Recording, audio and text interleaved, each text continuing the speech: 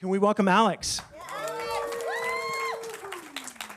One of the things that we want to continue to do around here is tell stories. A lot of times those stories are undone. A lot of times they get this amazing God bow and all of that, but we lean into all stories because it's a part of us. And so today Alex has a story that in some ways is undone, but also has some really beautiful pieces. So Alex, can you please share with us? All right. So has anyone in this room had unexpected challenges before? Anybody? Cool.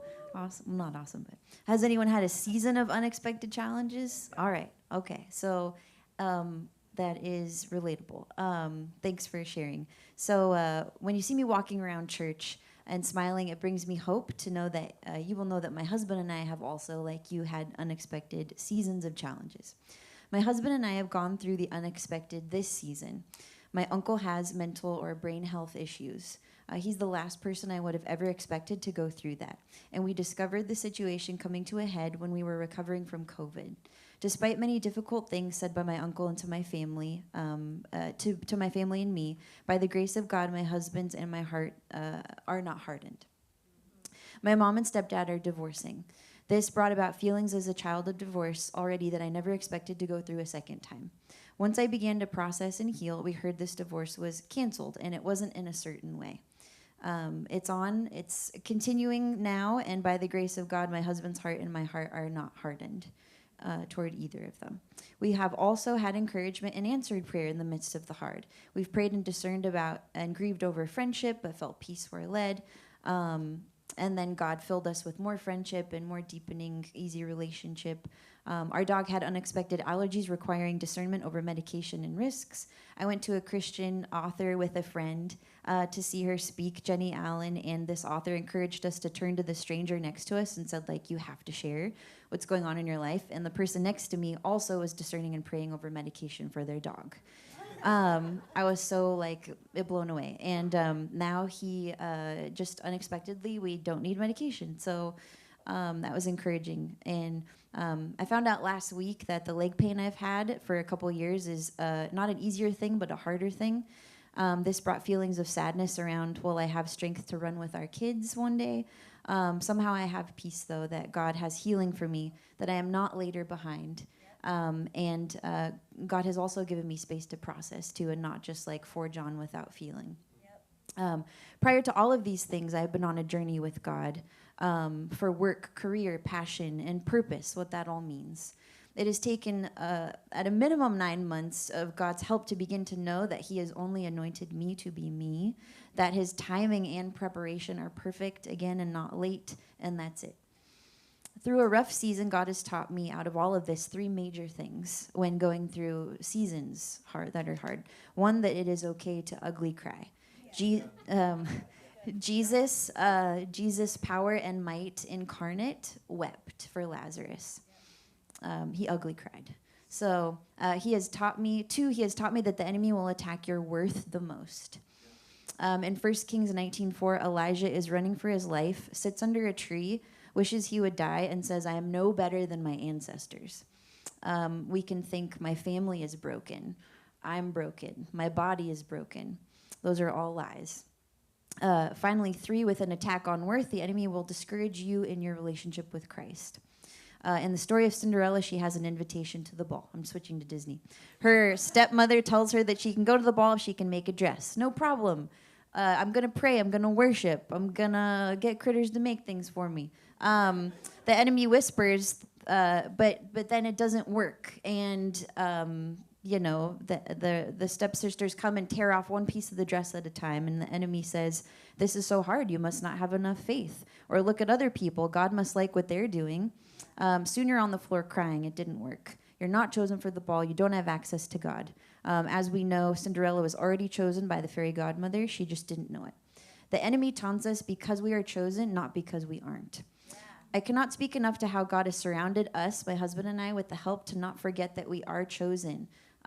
Through you guys. We have experienced encouragement through your sharing. We have felt God's love through prayer, team voices. We are known in our life group, and our friends know they are known by us. It's hard to share, but it is good. Together we slay the enemy. By the grace and power of God and community, my husband and I have seen and are still seeking God, and we have sought and are still seeking him. So. Thank you so much. Chad, you can come on up. Yeah, so if you need a Bible, we are going to be starting our series going through the book of James, so please raise your hand. If you don't have a Bible of your own, this is yours to keep. Let's get into James. I didn't know Cinderella was a Christian film. Thank you for that. That's great. I didn't know. Disney's a Christian company. No, come on now. Easy. Alex, thank you. She's really started the conversation that we're going to keep having today. As we go into James, if you've read it before, you know that he has a lot to say about trials and difficulties and things like that. And so we're going to head that direction today. So Alex has opened the door that this is all of us. This is our story. This is what we need to hear. So thank you, Alex. Great job. All right. I want to read you something, and I want you to tell me who you think wrote it and who it was to. 3 sentences. Hey, I need to talk to you about something. Can we talk soon? Let me know when you're free. Hey, I need to talk to you about something. Can we talk soon? Let me know when you're free. Who wrote it? Who was it to? That's all we get. That's it. Okay. Could it be HR to an employee? Could it be that? Yeah. What else? My sister. Your sister wrote it to you? Yeah. Okay. What else? A text from your kid to you. Text from your kid to you, especially a college-age kid. Yeah. Could it be spouse to spouse? Yep. And that would be kind of cold. If you learn that was spouse to spouse, you're like, that wasn't very. You would know something, right? You'd go, oh, that helps me. What if you found out that this was the adoption agency to hopeful parents? That change it? Yeah. So it could be anyone to anyone, but finding out who wrote it and who they wrote it to and what the context was really changes the meaning of those words. What was the intention? What was going on? We can even get something about tone if we find out who it is, right? That's what we're doing with James. And this is what you can do with all the books of the Bible. You get a good study Bible at the beginning, they kind of do the who, what, when, where, why, and it helps go, oh, that lifts these words to a different place. It's really helpful to me. So we're going to do some of that with James today. So if you are new to the Bible and you're like, I don't know who James is, we're going to help you. And not everybody knows all the answers. Some people do because they're really good Bible kids, and they'll have them. But we want to find out, before we go into James, who was he, and who was he writing to, and what was the circumstances? So first, tell me something you know about James. I heard Jesus' brother. Yes, Jesus' brother. Did you know, and so you don't have to answer, but did you know that Jesus had brothers? If you didn't, that's probably kind of weird. I guess, my guess, did you know he had 4 brothers? Yep. Did you know he had sisters? Now we're getting into territory people wait, hold on a second. In the same verse, in Matthew, it says Jesus had 4 brothers. James is listed first, and it says, and all of his sisters. Well, that's at least 2, but it seems like more. But we know that they're at least a sibling set of 7. So let's just stop there.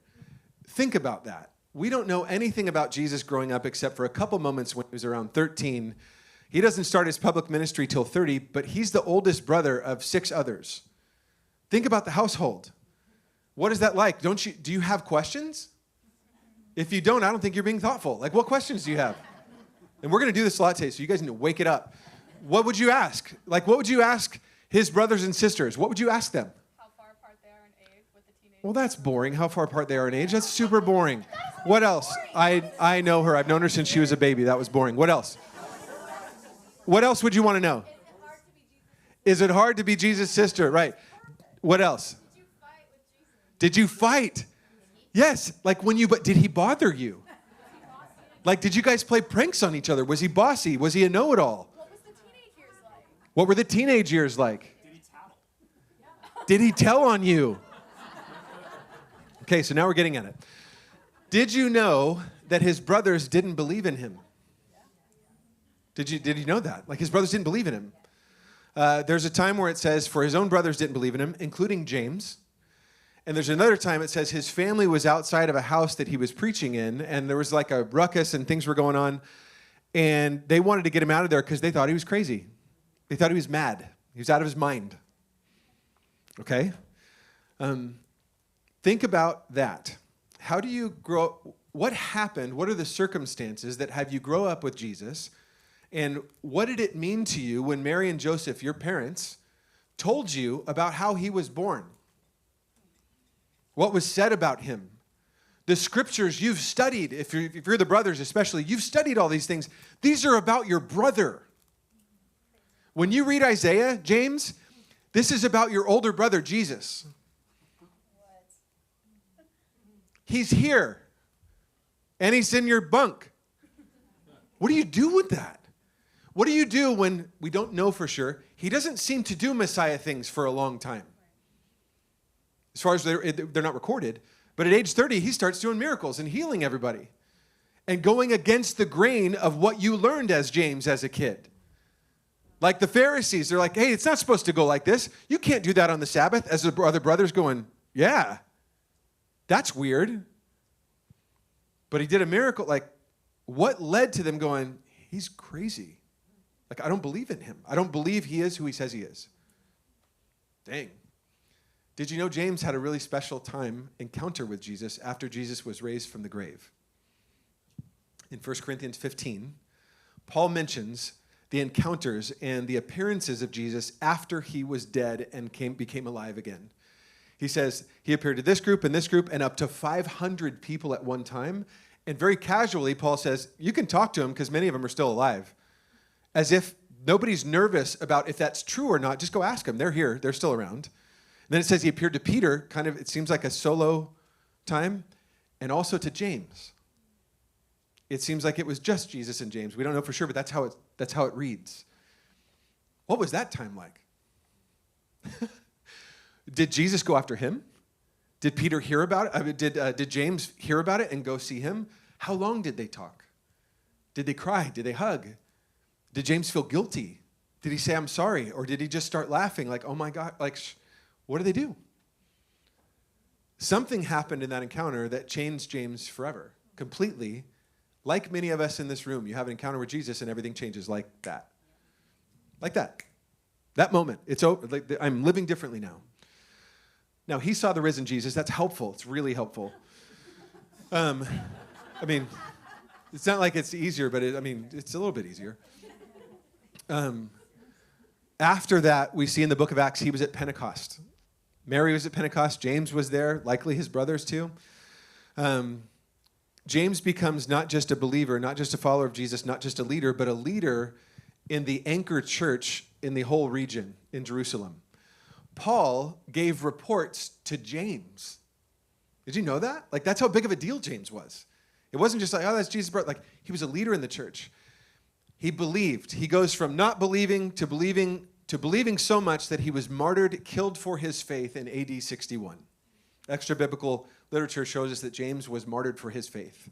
How do you go from, I don't believe in him, he's crazy, that's just my brother, to, you can kill me, but he's the savior of the world? Like, you see him. That's part of it.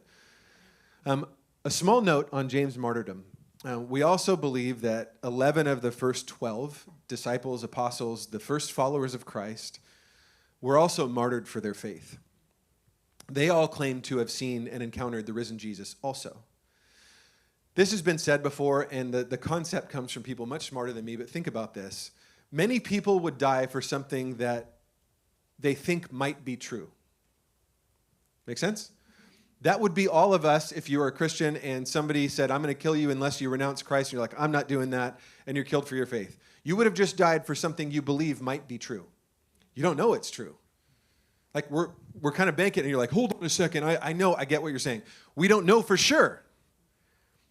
James and the apostles knew for sure. They knew if they had seen Jesus or not. They knew if it was true, if they were lying. No one would die for something they knew was a lie. Does that prove Jesus is real? Nope. But there are so many good, logical, intelligent reasons to believe what we believe about Scripture and our faith. It's not just good feelings. It's not just I got cold chills when we worshiped. That's all great.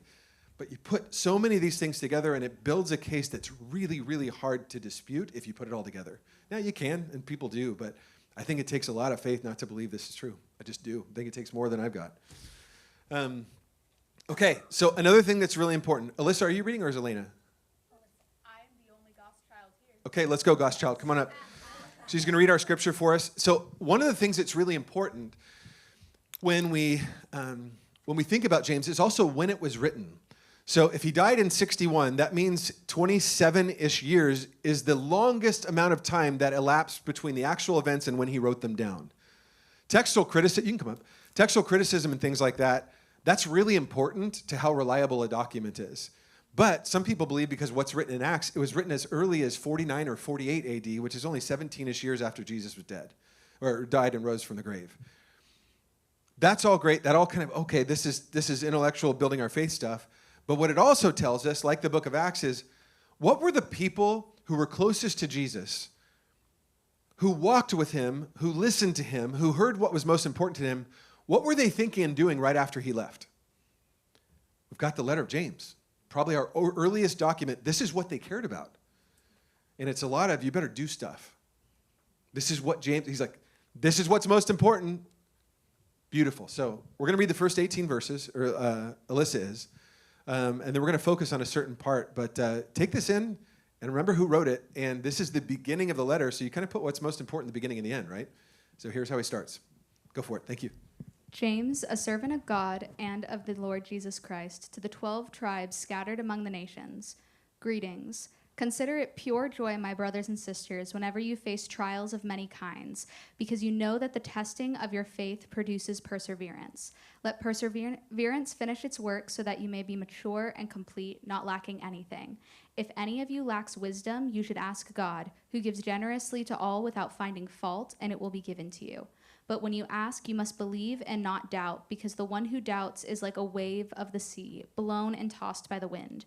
That person should not expect to receive anything from the Lord. Such a person is double-minded and unstable in all that they do. Believers in humble circumstances ought to take pride in their high position, but the rich should take pride in their humiliation, since they will pass away like a wildflower. For the sun rises with scorching heat and withers the plant. It blossoms, falls, and its beauty is destroyed. In the same way, the rich will fade away even while they go about their business. Blessed is the one who perseveres under trial, because having stood the test, that person will receive the crown of life that the Lord has promised to those who love him. When tempted, no one should say, God is tempting me, for God cannot be tempted by evil, nor does he tempt anyone. But each person is tempted when they are dragged away by their own evil desires and enticed. Then after desire has conceived, it gives birth to sin, and sin, when it is full grown, gives birth to death. Don't be deceived, my dear brothers and sisters. Every good and perfect gift is from above, coming down from the Father of the heavenly lights, who does not change like shifting shadows. He chose to give us birth through the word of truth, that we might be kind of first fruits of all he created. Cool. Stay there 1 second. Okay. Got it? You good? Any questions? Could you read the first verse one more time, please? Just his little intro. James, a servant of God and of the Lord Jesus Christ, to the 12 tribes scattered among the nations, greetings. Thank you, Alyssa. We appreciate it. Thank you. Let's keep that up, if we could, just for a second. He does not start by saying, I am James, Jesus' brother. After everything we know, all he sees fit to say is, I'm a servant of the Lord Jesus Christ. That is meaningful. And he's writing to people like him who were Jewish, and now they're Jewish Christians. That's who he's writing to, the tribes that are scattered, although many people received it, like us, and clearly the Holy Spirit had other things in mind as well. Okay, today, and again, Alex started us on this road, we're just going to tackle those first few verses. There's a lot going on. There's so many things happening. We want to read all of James as we go through, but we only have time to go, well, that's a big deal. Let's tackle that. And so we're going to start with trials and expectations. And then we're going to talk about the joy of trials. Woohoo! And then where do we get our strength in trials? You good? Yeah. All right, here we go. The reminder that James says, and put up James 1, 2 through 4, consider it joy, my brothers and sisters, when you face trials of many kinds. You know that the testing of your faith produces perseverance, and we'll get onto that part next. Consider it joy. The very first thing he writes after his greeting, consider it joy when you face trials of many kinds. Like, what was important to James? What was important to the community? They were having it rough. Things weren't great, and they would only get worse the next couple decades when Jerusalem was sacked and everything was burned down. Like, it was only going to get worse. So the first thing we know is he's addressing a felt need, something that's actually going on, and then he wants to let them know, hey, there's another way to look at what's happening right now. Okay? And then he goes on to tell why. But what we need to know is the expectations were set. James doesn't talk about trying to change it. He talks about prayer later, and that we're going to talk about that as well. But he just talks about their expectation that this is going to happen. And this wasn't just from James, his brother Jesus. In John 16, if you could put that up, I've told you these things so that in me you may have peace. In this world you'll have trouble, but take heart, I've overcome the world. This is Jesus to those 12 right before he dies, and he's like, it's going to be really, really hard. He's setting the expectation that you're going to have hard things happen to you. There's going to be trials. It's not a bumper sticker. Like when you come to Christ, like you're going to get everything taken care of and the prayers answered. And I think we know that, but I want to say it again. The norm is trials. Seasons of peace are the blessing. It's not the other way around. When we have unmet expectations of God, of what following him will be like, that just causes problems and confusion, just like in a marriage or a relationship. Many things I may know because I've been in counseling. Jen's doing great, by the way. She's not here. She's actually at the church down the street, Mission Viejo Christian Church. Don't tell her I said that. But many conflicts are just because of unmet expectations. I thought this, you thought this. I expected this, you expected this. So when we start following God, or we've been following for 30 years, and bad things happen, or things don't get better, or something doesn't get healed, or this prayer doesn't get answered, if we don't have a robust understanding of suffering and how God treats that and how he talks about it, we may think we did something wrong. Or we may think he did something wrong. We think something's off, and something is off. We live in a broken world, but we put it on this relationship.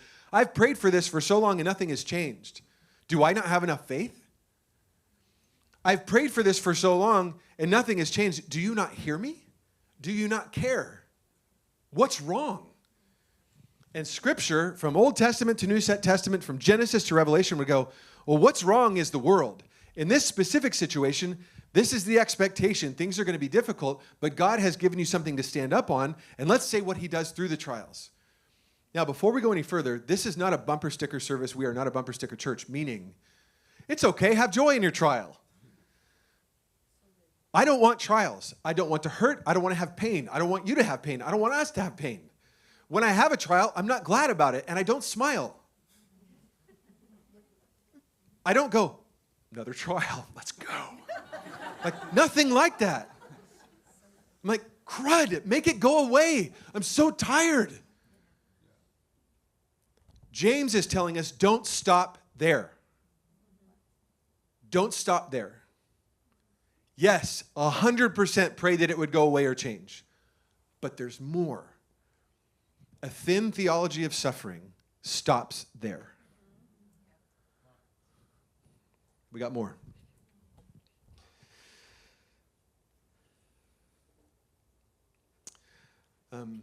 As we talk about expectations, if the brokenness is not going to change until Jesus returns, the expectations change our planning and our training. If I expect things are probably just going to be rough in some ways until he comes back, that changes my planning and training. And here's an example from my life that ties in, and it's also a little bit outside. We went through, Jen and I went through some of the hardest stuff kind of all at once in our life. Maybe, I don't know, it's like 6 years ago, something like that. There was relational stuff, there was church stuff, there was family illness stuff on my side. It was just hard.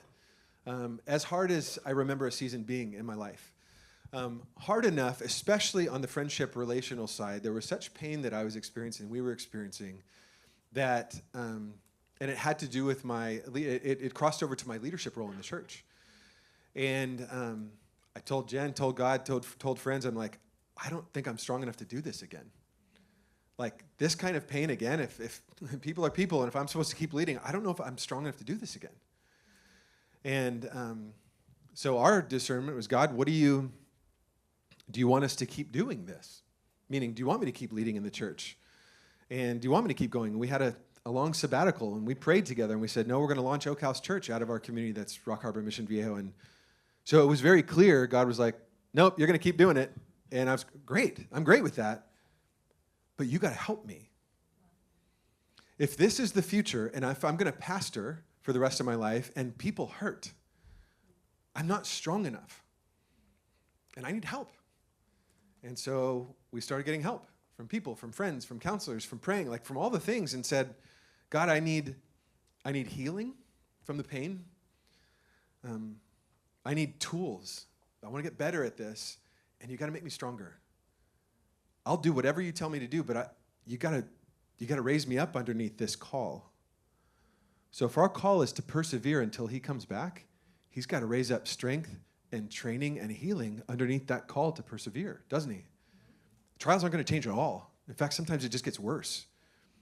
And we follow in the footsteps of our brothers and sisters, and Jesus himself as the suffering servant, as the path through this world is through pain. And we wanted to get rid of it, and sometimes God does. And we kind of keep doing this dual 100% thing, which we're going to keep talking about. Okay, so expectations, there you go. Next, let's put up James 1, 2 through 4 again. Consider it joy. We're going to talk about the joy of trials. Consider it joy. Why is it joyful? Because you know the testing of your faith produces perseverance. Let perseverance finish its work so you may be mature and complete, lacking nothing. That may not be persuasive enough. Like, okay, I maybe my faith won't be totally mature and complete, but get rid of this thing. I'll trade that right now. Totally understand. But there's more, and here's what I would ask you. And you don't have to do a show of hands, but what are the times you've learned the most about God? What are the times you've learned most about your faith? What are the times you've learned most about just how flippin' strong you are? When are the times you've learned the most that God is who he says he is? When are the times you have felt the closest to him, the most cared for by him, the most nurtured by him? His presence just literally holding you up when nothing else will. When is that? Dang it. That's when it happens. That's when it happens. Not always. Like, it's really great when everything's going well and we can praise him. But that type of deep growth, that grit, that resilience of a Christian happens in the fire. Doggone it. Because of that, we have this deep-seated joy underneath the pain and the prayers to make it go away.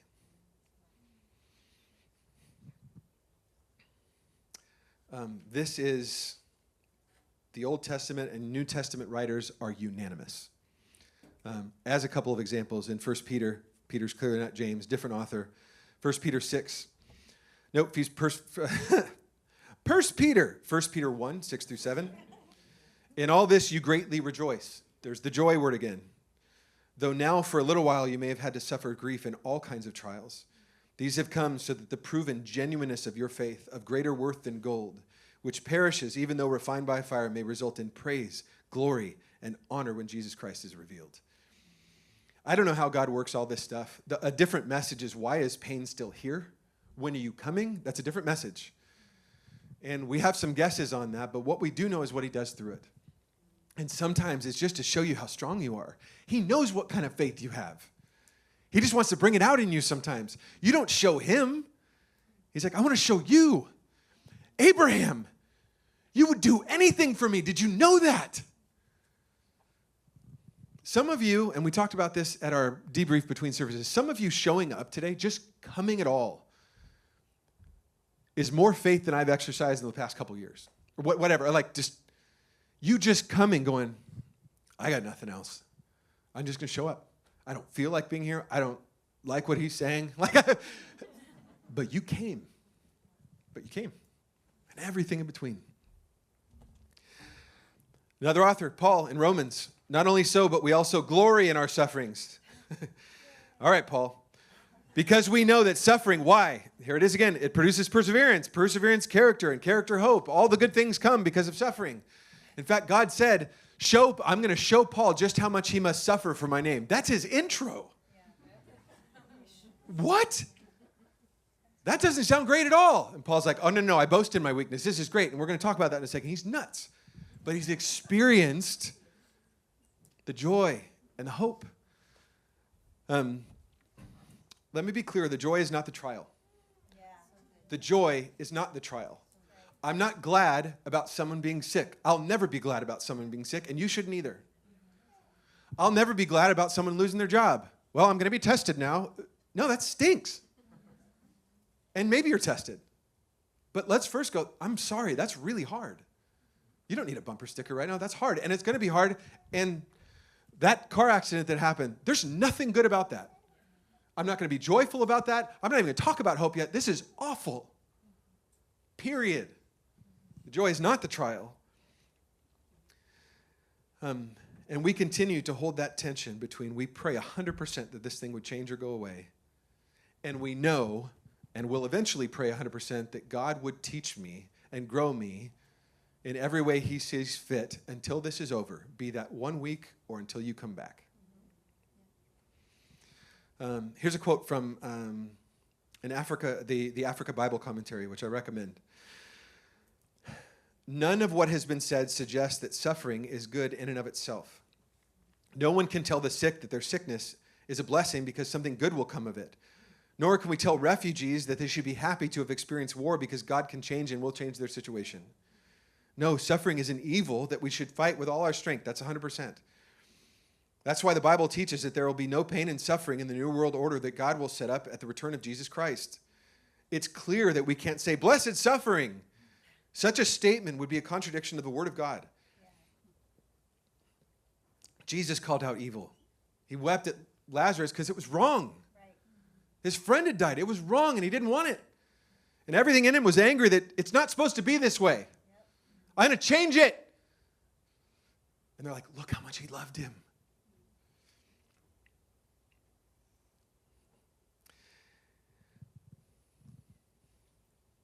However, in God's hands, trials can become a tool to purify, to mature, and to strengthen his children. Forgetting that, some people teach that we should not suffer at all. These people seem to see only the evil in suffering, rejecting altogether its usefulness. And again, we don't need to get to the usefulness on day 1 or hour 1. Just hear that again. I'm suffering today. Okay, God, teach me. I don't know when that time is. That's between you and the Lord, and he gives us permission to grieve. When Paul talks about he's pastoring the community in Thessalonica, and they have questions about people who have died, Paul goes, just don't grieve like those who have no hope. But he doesn't say don't grieve. Grieve differently.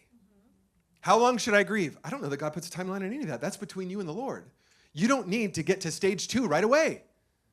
You don't. Just know that stage 2 is there and it's coming. Either tomorrow, 2 years from now, or when Jesus himself returns and makes things right again. I hope that the things that you're experiencing, the things I'm experiencing, change before then. I do. I pray for that. We're going to pray for that. We're going to pray for it today. But they might not. Doggone it. But he's promised they will one day. And some days that's got to be enough, and that's hard. That is hard. But he helps us, and this is that last part. How do we get strength in the trials? Okay, I've got my expectations. I know I'm supposed to have joy. How can I stay strong? Like, what am I supposed to do?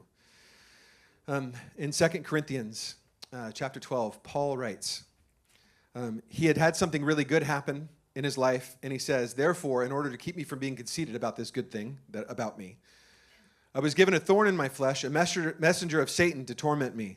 Any questions on that one? Yeesh.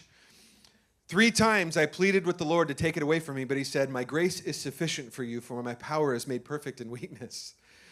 I'm only laughing because you're like, I was hoping for something different. I was hoping, yes, I'll take it away. But Paul is exercising the 100%. He pleads with the Lord to take it away. He doesn't just go to stage 2 and go, you told me how much I must suffer for your name. This is one of those times. I'm ready, Lord. He doesn't do that at all. He's like, take it away. Please take it away. And he only does it 3 times, which is weird. Like, that's just getting started for some of us. Please take it away. But then somehow the lesson, the good, the hope, the beauty, the joy in it is God's message to him. You're going to learn, and you are learning. My grace is enough. And Anna did a great job saying this at the beginning of last service, not like, my grace is sufficient. Stop whining. Right. It's, I'm enough. Let's do this together. I'm enough. I want you to hang on so you can see that. Keep your eyes on me. I am enough. And it seems like bumper stickery stuff until it happens to you. And he actually is enough. And he doesn't give you an answer. He doesn't change the circumstance. It gets worse, but you're like, and I feel so close to him. Like, I'm sustained. My sustenance right now is his presence. And I can't explain it. I can't write down why it feels this way, but he's enough. I was walking yesterday and listened to some of the songs that we were worshiping through today. And I was reminded how many times in my life, I cannot count the amount of times in my life that I was on a prayer walk, I was on a prayer time, I was in the car, and I had no answers for whatever was going on. And then God's presence changed my perspective. What do you mean? It just changed. Like, instead of despair, hopelessness, anxiety, all that kind of stuff, hope came in. Why? Because he was going to change it? No. You had peace because the circumstance changed? No. He was just there. And I had no idea how much I needed that. I was thinking of a really specific instance when I remember I was in Ladera Ranch on the bleachers at a Little League field by myself, and I was riddled with anxiety and obsessive thinking, and I was in a loop that I could not get out of, and I was miserable, and I thought I was going crazy. Literally, I was like, I think I can't do that. I'm going nuts. And didn't know what to do. And I was just telling the Lord, like, how does this end? Like, what's the end result of it? I don't know what to do. And all I got prompted to was press play on the worship music. And everything changed. Within 2 minutes, everything was different. I cannot count the amount of times that's happened. And nothing about the circumstances changed for about 4 or 5 years. Nothing changed. But I felt him saying, you look at me. Look at me. Like in that, like strong, like I am here. I am who I say I am. You've got to look at me right. No, don't look at the circumstances. Don't look at don't look at the anxiety. Don't look at the result. You look at me right now and you concentrate on me. My grace is sufficient for you. It is enough and it is good. My grace is good. I am good. Don't you let Satan tell you that I'm not good right now. I am good. And somehow my heart knew he was good. I knew he was good. Carly said this before, but I knew in my knower. I knew in my knower, like, I know you're good, but nothing in my life points to that at this moment. His grace is enough. And that is not a bumper sticker from God. It is one of the deepest truths that doesn't make sense unless you've experienced it. And I hope some of you experience it today and tomorrow and ongoing. I'm going to ask the band to come up. We're going to respond together. And don't forget, let's put up Hebrews 12 as they come up here. Hebrews 12, 1 and 2. Where else do we get our strength? How do I stay strong in the midst of trials? Well, first of all, he's just going to go, my grace is, he'll speak that over us. A different writer, in agreement again. Therefore, since we're surrounded by such a great cloud of witnesses, let us throw off everything that hinders and the sin that so easily entangles, and let us run with perseverance. There's the word. The race marked out for us, fixing our eyes on Jesus. Look at me, the pioneer and perfecter of faith. For the joy set before him, he endured the cross. We can get strength knowing that Jesus suffered, knowing that he experienced and went through exactly what he's saying will happen. There was no joy about the cross, not for him, not for the Father, no one. It was the darkest day in history. But he was given strength to endure because he knew the joy that was on the other side, and the joy that was on the other side had to do with you and me. Gain strength because part of his joy was you. Think about that. Like, he endured the worst stuff that's ever taken place. Like, he experienced physical and emotional and he experienced suffering like we'll never imagine. But for God so loved the world that he sent his son to die. For God so loved you. We're part of the world. This is us. And the last part of that is he understands. So when we pray and we ask him to take us out of a situation, it's not like he doesn't get it. What a blessing, what a gift, what a strength giver to know that when I pray to Jesus, he actually understands. It's not like, I'm sorry it's hard for you down there. Wait till you get to heaven. It's like, yeah, It hurts so bad. And I'm with you. I'm with you differently than just saying the words. So here's what we're going to do. We're going to worship. And if you're not part of our church, or you haven't been, sometimes this worship time is some of the most important time. We're going to spend about 20 minutes, and we're going to sing, and we're also going to pray for each other. We're going to kind of have that open mic time, like who needs prayer today, and we'll do that together. And then we'll worship a little bit more. But let's continue to worship through music right now, and then I'll come up and we'll pray together.